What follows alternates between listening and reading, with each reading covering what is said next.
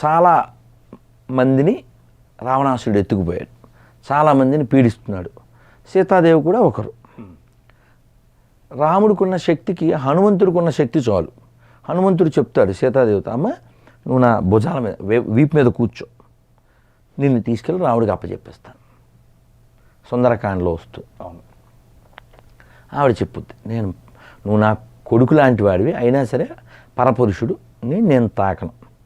అందులోనూ మేము స్త్రీలం, నువ్వు వెళ్ళేటప్పుడు వాళ్ళు వెనకాల పడి యుద్ధం చేస్తారు, నేను సముద్రంలో పడిపోవచ్చుగా.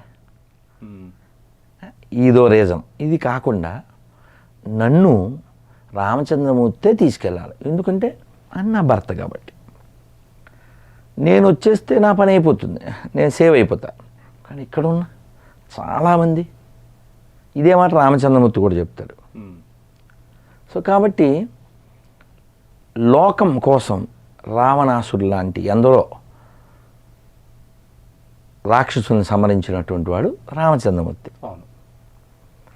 సీతాదేవి చాలా తెలివైనది. రావణాసురుడు ఇంకెక్కడ రాముడు అడవిలో ఏ జంతువుకు ఆహారం అయిపోయి ఉంటాడు, డోంట్ అని చెప్పి అతను ఏదో మాట్లాడితే, నేను చాలా లోకాలను జయించాను ఇలాంటివి ఏవో మాట్లాడతాను, డబ్బా కొట్టుకుంటాడు. మొన్న మధ్య గరుడ అలిపిరిలో గరుత్మంతుడు ఉంటాడు కదా, అక్కడ మీకు తెలుసా అని బోర్డులు పెట్టారు.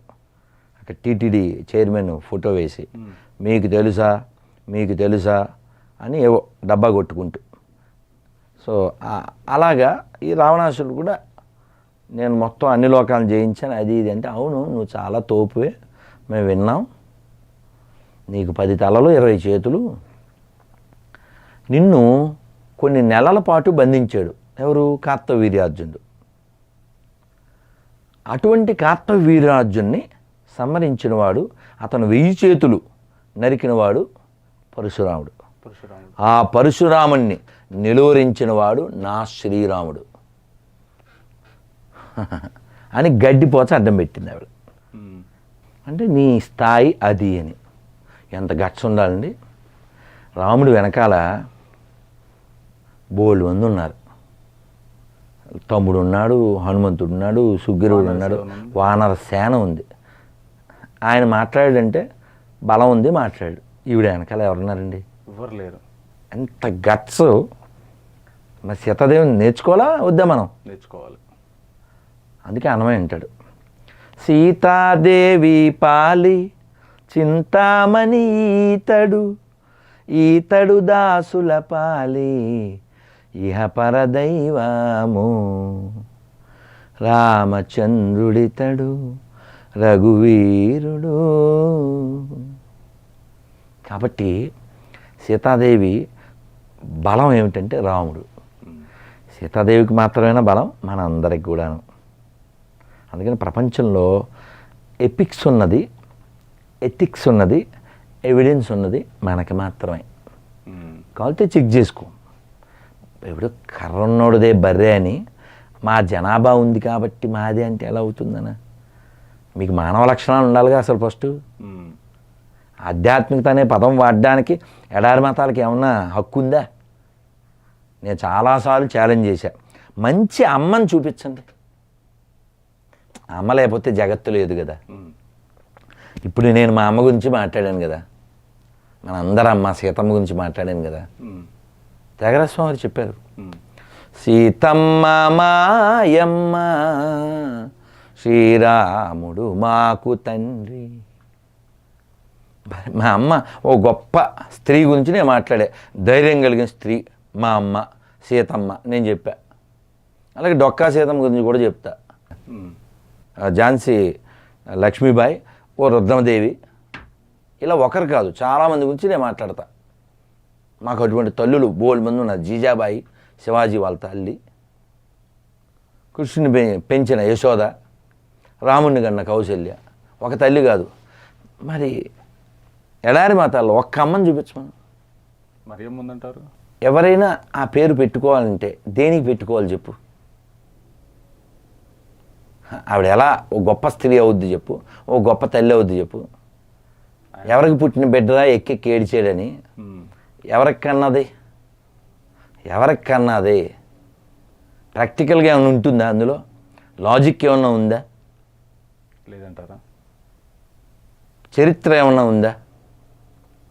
ఎవరికి కన్నది? అతని పేరు జోసెఫ్, కార్పెంటర్. పెళ్ళికి ముందు వీడికి పిల్లోడు. అంటే వీళ్ళు ఏమంటారు? దేవుడు కమ్ముకున్నాడు, యెహోవా కమ్ముకున్నప్పుడు పుట్టాడు అని చెప్తారు. దానికి ఏం ఎవిడెన్స్ ఏం లేవే. ఓకే. చరిత్ర ప్రకారం అయితే ప్యాంతర్ అనే ఆయన జర్మనీ సైనికుడి ద్వారా ఈ పిల్లోడు పుట్టాడని.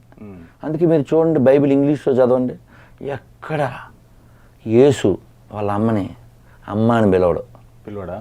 మంట. నాన్న ఎవరో ఎంతమంది నాన్నలో చెప్పుకోలేని స్థితిలో ఇతను పెట్టిందిగా. మరి ఎలా పిలుస్తాడు? పుట్టకనే డౌట్ఫుల్ చేసింది కదయ్యా. ఓకే. ఇప్పుడు నువ్వు ఎప్పుడు పుట్టావో చెప్తావు, ఆయన ఎప్పుడు పుట్టాడో చెప్తాను, నేను ఎప్పుడు పుట్టాను చెప్తా. అవునా? రామాయణం ప్రకారం రాముడు ఎప్పుడంటే శ్రీరామనవమి, కృష్ణుడు ఎప్పుడంటే శ్రావణ బహుళాష్టమి. మరి యేసు ఎప్పుడు పుట్టాడు అడుగు. చెప్పలేరంటారు వాళ్ళు. నేను 25 లక్షలు ఇస్తా అన్నాను ఆయన. 25 రూపాయలు కాదు. డిసెంబర్లో చెప్పా, జనవరిలో చెప్పా, మొన్న 16వ తారీఖు కూడా చెప్పా, నెల కూడా కాలే. 25 ఇస్తా అని చర్చి పక్కన చెప్పా. చర్చి, పెద్ద చర్చి నల్గొండలో టౌన్లో, ప్రేయర్ టవర్ ఆ పక్కనే పెద్ద లారీ మీద 1000 మంది మధ్యలో చెప్పా. 25 ఇస్తా, 25వ తారీఖు అతను పుట్టాడని నిరూపిస్తే. నీకు అన్నయ్య ఉన్నాడా? ఉన్నాడు. నీకున్నాడా? అతనికి అన్నయ్య లేడని చెప్పాడుగా. డిస్కషన్ అవసరం లేదుగా వాళ్ళ అన్నయ్య గురించి. నీకు అర్థమైందిగా. హిందువులలో ఇంతమంది దేవుళ్ళు ఎందుకున్నారంటారు? చాలా మంచి ప్రశ్న కదా. భగవంతుణ్ణి చేరడం జీవితానికి లక్ష్యం. కానీ దాన్ని డిఫైన్ చేసి వీడే భగవంతుడు, వీడికో పేరు పెట్టాం, వాడు నా పేరుతోనే పిలవాలి, ఇట్లే కొలవాలి, దాన్ని ఏమంటారు? ఫెనాటిక్, రాక్షసత్వం, దుర్మార్గం. వాళ్ళు చెప్తారుగా మాది మతం కాదు మార్గం. అవును, దుర్మార్గం. భగవంతుణ్ణి ఏకం సత్విప్రా బహుదా వదంతి. నిన్న కూడా ఎవరో తిడుతూ కామెంట్ పెట్టారు, నువ్వు నరకానికి వెళ్ళిపోతావని. సరే అడ్రస్ చెప్పండి, ఇప్పుడే వెళ్తా అని చెప్పా. వీడి ఇంటి పక్కన ఉన్నట్టే. కేవలం పనికిమాల క్రైస్తవంలో లేనోళ్ళు అందరూ నరకానికి పోతారట. అంబేద్కర్ అయినా, అల్లూరి సీతారామరాజు అయినా, మొన్న మధ్య చనిపోయిన ఎస్పి బాలసుబ్రహ్మణ్యం గారు, అందరూ నరకానికి వెళ్ళిపోతారా? ఎంఎస్ సుబ్బలక్ష్మి ఎవరికైనా అపకారం చేసిందా? మహాతల్లి. ఆవిడ కూడా నరకం అంట. అంటే కేవలం ఈ పనికిమాల మతంలో చేరకపోతే. అడక్క తినే మతం ఎవరికండి అది?